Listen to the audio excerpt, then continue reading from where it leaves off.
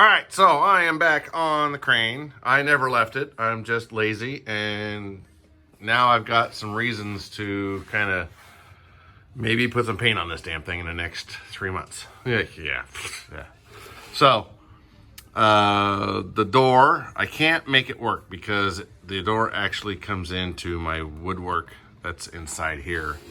If you look in there, that one piece of woodwork right there is actually where my door's at. So the door is not going to work, but I am going to take my bubble window and I'm going to mount it. So I've got the outline drawn on there after making this all flush all the way around because it was a couple different layers, because there is where the original window goes from Vario. And you can see that that is nowhere near where it's supposed to be. So I'm fudging it and I'm putting it back in here. And so I'm gonna be cutting this part out, but I had to make this all flush so that the lip on the bubble window has something to attach to. So I can't get this stupid thing, this camera holder, in place correctly. But I do have this cool, table that I just got done making that I can set this on so that I can get the right height for what I need. And I gotta adjust this thing so that it won't fall over. And if that's not the right height, I can just jack it up. Oh, look at that. Wow.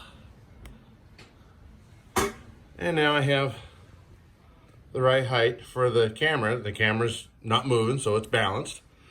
And I just use that. Hey, Morpheus, what are you doing? So, yeah, now I'm gonna try to cut this thing. Yeah, that'll be fun. All right, so I got my handy dandy diamond saw. We're gonna try to cut this.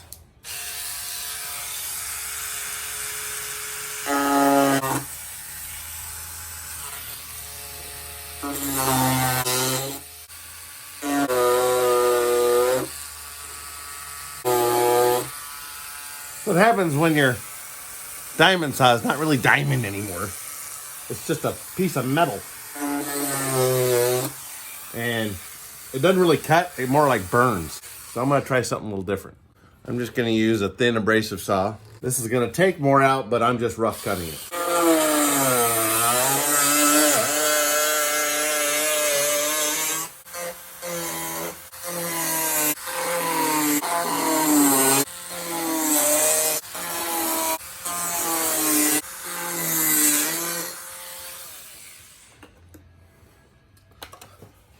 Voila, a window. Now what we'll do is I will get a drum sander and clean this all up. I got me a little one. It's rough, but that's okay.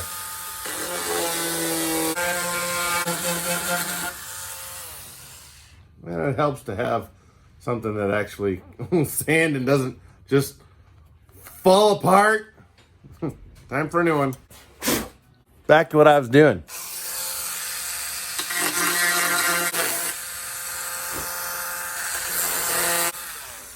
Okay, so here's a little tip. The way that you grind with these things will dictate how the burrs are going to go.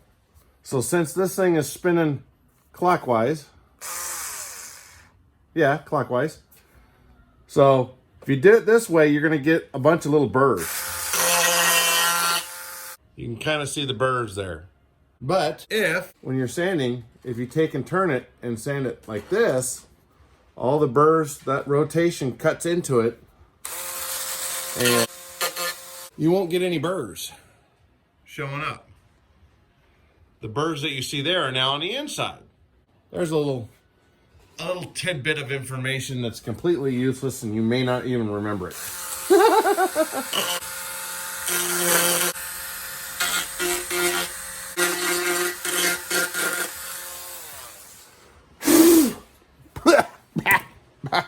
And there is where it's gonna sit.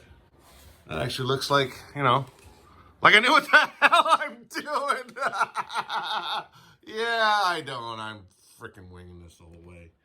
So there we go. And now I gotta remake the whole damn thing. And I'm gonna come in and clean it up with, of all things, a nail file. Some of you know that. You're like, oh, we do it all the time. Yeah, well, somebody out there is going, oh my God, a nail file? Who would have thought? Nail files are nice because you can get them long and kind of straighten out a roughed out window opening. And plus they flex, so you can do a curve if you need to. They've got two sides. One is usually rougher side than the other. So, and for like a $1.50, you get 10 or 12 of them. Then when you catch your damn fingernail like a dumbass, you come in here and get your manicure done. Plus you get the insides of your fiberglass. All pretty. Got a long way to go. Got a short amount of time to get it done, and it ain't gonna be done.